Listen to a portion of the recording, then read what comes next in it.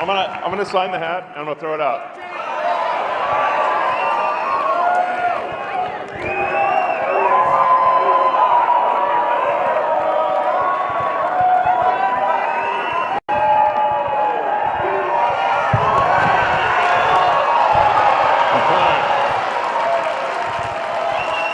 All right.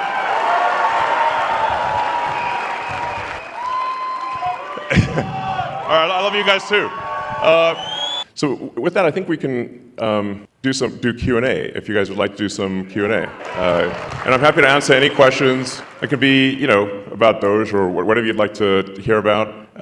Because I think if you ask questions that the public would be interested in hearing, then those snippets will go all over the place, and it will be helpful to the public, at large and maybe even beyond our country. So let's see. Yeah, go ahead. We can just start over there. As AI continues to get smarter, won't it inevitably see through its creators' propaganda? Yeah, so the question is, as AI gets smarter, will it see through its creators' propaganda? I hope so.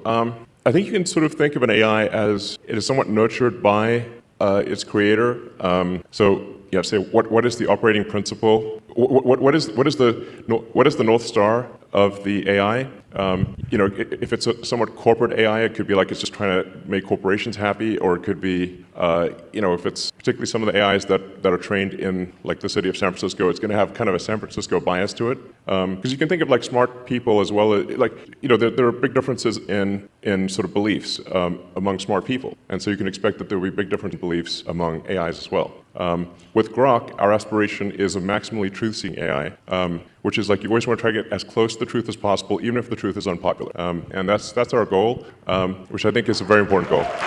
Hey, nice shirt. Oh, thank you. First of all, Path of Exile for life. But more importantly, as we see the whole world has turned to a fear-based mobilization effort. And we've seen that translate into violence. And the right's not immune to it because it can hit anybody's psychology. Sure. How do we beat that with optimism? Because that's going to be crucial to avoid mass eruption of conflict. Yeah, I mean, there does seem to be, you're right that the right is not immune from sort of hate and violence. It's not like nothing, but it does seem weirdly heavily weighted towards the left. I haven't seen anyone tearing off like a Biden-Harris hat. Like, you're just like, you feel a bit sorry for them, like, oh, maybe they're wrong there, But you see people tearing off MAGA hat, and somebody just, I saw a video just today where somebody was just on an escalator, a woman was on an escalator wearing a MAGA hat, and someone going the other direction tore the hat off her head. And I'm like, what? That's rude, In fact, I sort of find myself in the strange position because I didn't think of myself as right. I thought of myself as centrist. But then the left went all the other way in the other direction, and now everyone's a Nazi, before you know it. And I'm like, wait a second, do you know what that means?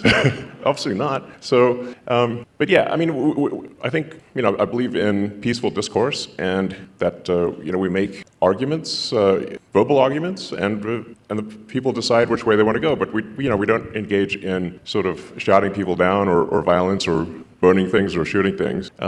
That's how democracy is supposed to work. It's peaceful discourse. Yeah. My question is about U.S. aid. Has the Doge team found any evidence that any of the radical left Democrats like Maxine Waters, Adam Schiff, Chuck Schumer have received money directly from USAID? And if so, will we be hearing about that evidence anytime soon? Yeah, so there is a massive amount of corruption, but it is circuitous. So what happens is there's money that, obviously it's your taxpayer money, that is then sent to various government organizations who then send it to NGOs, which an NGO is a non-governmental organization, but obviously if it's a government-funded non-governmental organization, it's just an organization, it's just a government.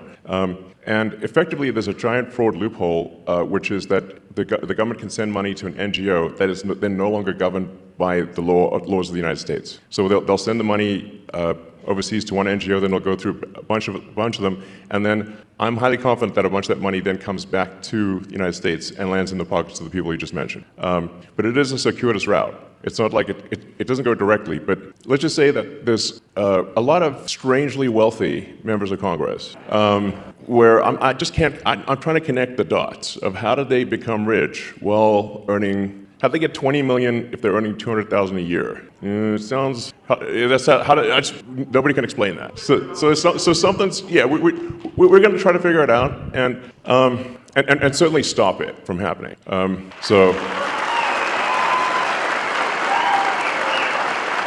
Yeah. I mean, just in general, the whole NGO scam is just crazy, yeah, it's blown my mind really. So yeah. Most of us here are aware of social media censorship, and I know you're keenly aware of it. Thank you for turning around X. Awesome. Welcome. As censorship picks up in financial institutions, what can we do about it? So are you referring to offering financial services by X? No, sorry. Being kicked off of financial institutions for belief. Yeah. Well, certainly that won't happen during the Trump administration. Hopefully that can be enshrined in law, which is part of the reason why we need a Republican Congress. So you didn't see any Republicans kicking Democrats out and debanking Democrats, but there were a lot of Republicans that were debanked, thousands, which is really outrageous. So I say it does seem kind of one-sided, this like trying to ruin people's lives and financially and violent protests overwhelmingly is coming from the left. It's like, and whereas the right is polite and fair as far as I can tell. So yeah, go ahead. Hi, sorry. Thank you for being here. Your comment kind of about the Matrix is kind of ironic because my husband and I watched the first Matrix and the sequel yesterday. My question is, when so much of social media nowadays, whether it be X or YouTube or whatever, is kind of curated to like a person's particular beliefs, or even where we have protesters that show up to town halls or potentially are paid. How does America kind of come together? And it used to be where you could have a conversation and have discourse like you discussed, right. And still be friends even if you disagreed with kind of some of their statements. When you talk about knocking on doors, like to different people's house, like one kind of fear that I have is like, even if you talk to somebody, everybody has their own sets of beliefs and their own truths. So I guess how do you get through that? Yeah, well, I think what we saw there for quite a while was that all of the legacy media and all of the new social media were in lockstep together. And they were all parroting the same left-wing talking points. And they were suppressing any dissent and any so-called right-wing or frankly even centrist views. And that's why I felt it was critical to acquire Twitter, now X, in order to enable that dialogue. So it's certainly a step in the right direction, and I think you're seeing now, once X was willing to break ranks and not censor Republicans, then you saw others also start to move in that direction. It looks like, for example, Facebook and Meta, they've certainly, Mark Zuckerberg has stated that they will be doing sort of community notes based on the community notes of the X platform, and as opposed to having sort of far left censorship bureau, the sort of the woke Stasi essentially reviewing things. So that's a step in the right direction. There's maybe some hope for the CNNs of the world. There's like with Scott being on there, he's great. He's like. I'm sort of hopeful that things that are moving in the direction where different points of view are espoused on or heard on legacy media and social media. So I guess maybe I'm actually a little bit optimistic about the future. On the X platform, we don't prioritize one side or the other. We try to be as fair as possible. And I will reply to prominent Democrats even if they sort of say terrible things about me. It's like, yeah, we should have this discourse. And so I kind of think, at least on the media front, things are going in a good direction. But I am kind of perturbed by the sort of how aggressive these protests are. Where it's like there are people at these protests calling for the death of the president and death of me and I don't know, probably death of others. That's the kind of thing that's not cool. At the risk of saying something outrageous, calling for murder is not cool. So.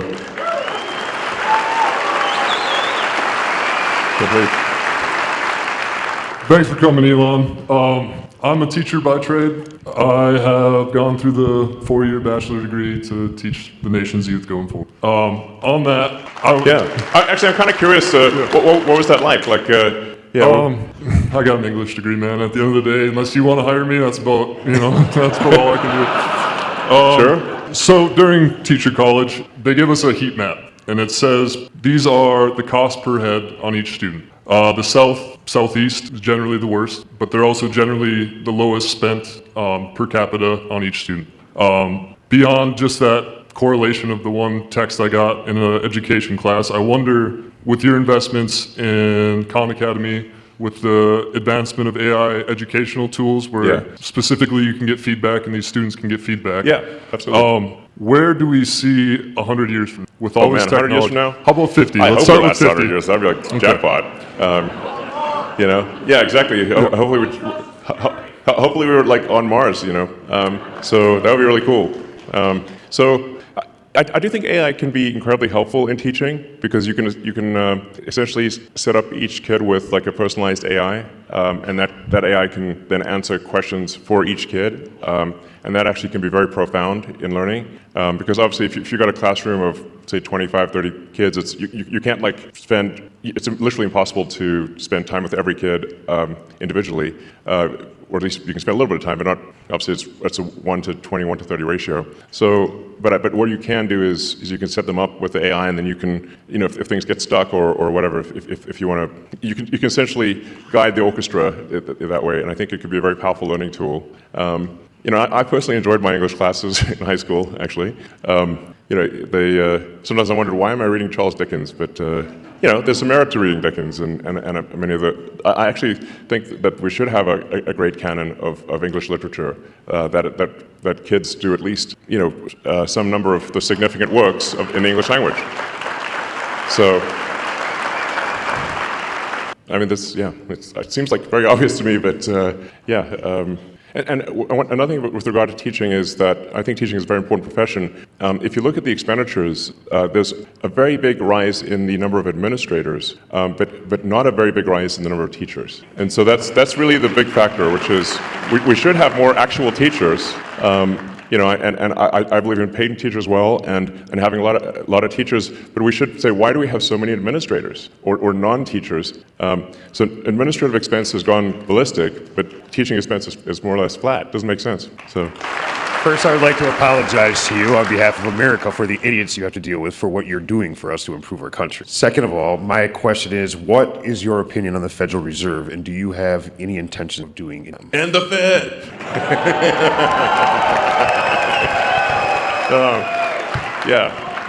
I don't know. I always wanted to say that, But I mean, I think there's like 20,000 people that work at the Fed. Seems pretty high.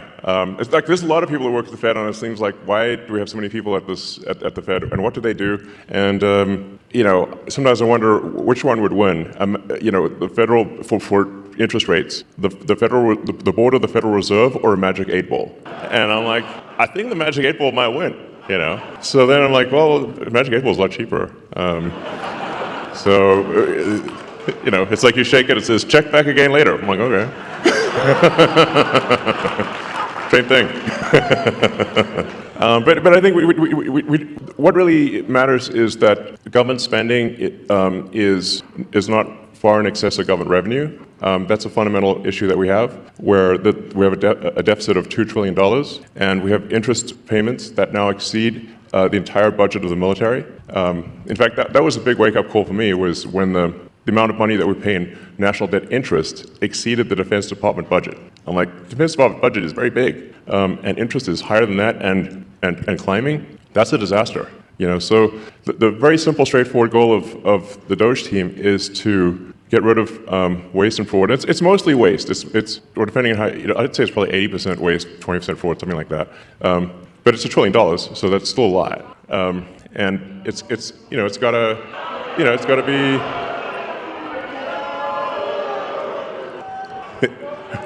We got another Soros sleeper agent there.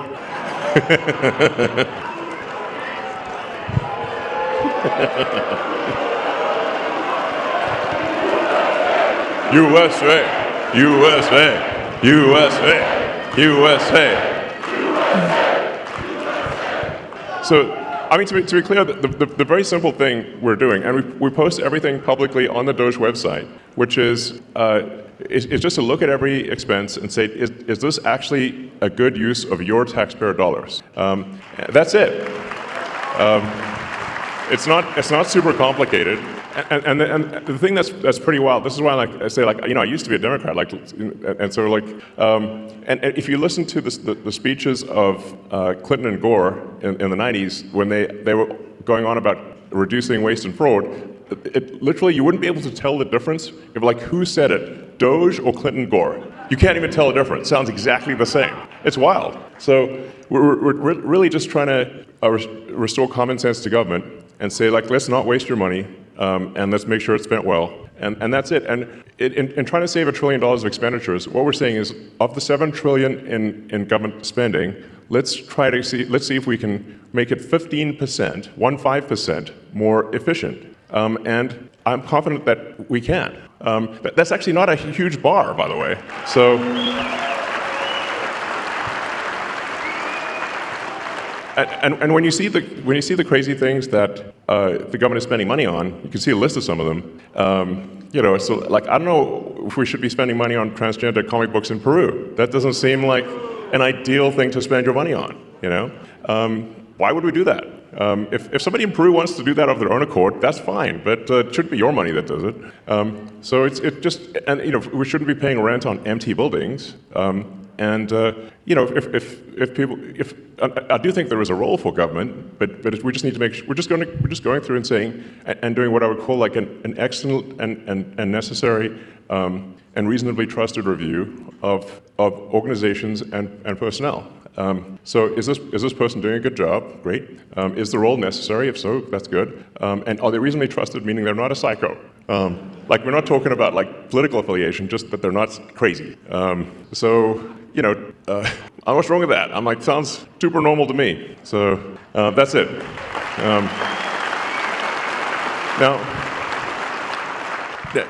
in this process, one of the things that we've discovered, which is I think on the fraud side, which is a really big deal, is that the Democrat administration, the Biden administration, has basically taken every arm of the U.S. government and bent it towards creating a financial incentive for illegal immigrants to come to the United States. Now, this is every part of the government. So, Social Security, Medicaid, unemployment insurance, disability, even the IRS. So you can fill out a fake tax return and say you need a tax.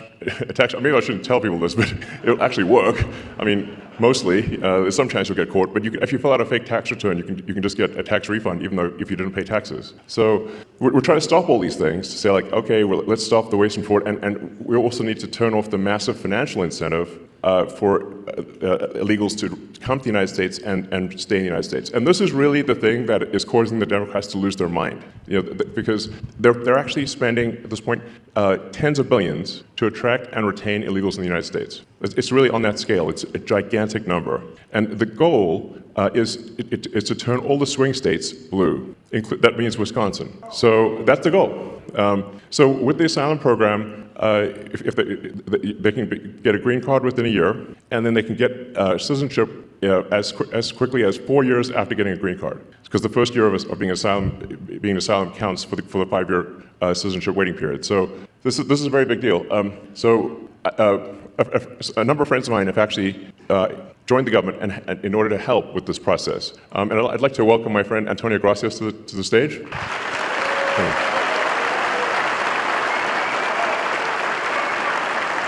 I think so. Let's see, does it work? I can give you mine. Does it work? It'll be okay.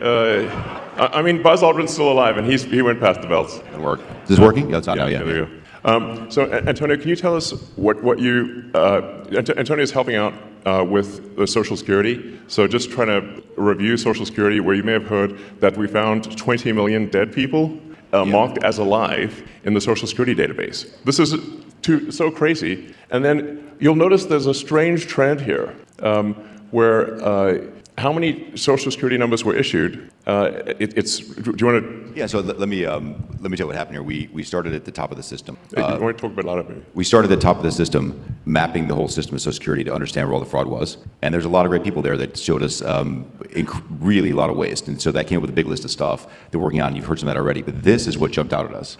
When we saw these numbers, we were like, what is this? In 21, you see 270,000 people, goes all the way to 2.1 million in 24. These are non-citizens that are getting Social Security numbers. Yeah, this is a mind-blowing chart. Yeah, this literally blew us away. Like, we went there to find fraud, and we found this by accident. And this isn't political, by the way. My parents are immigrants. Yeah, this country's been great to us. My brother and sister are all born in Spain. I'm pro-legal immigration. This is not political.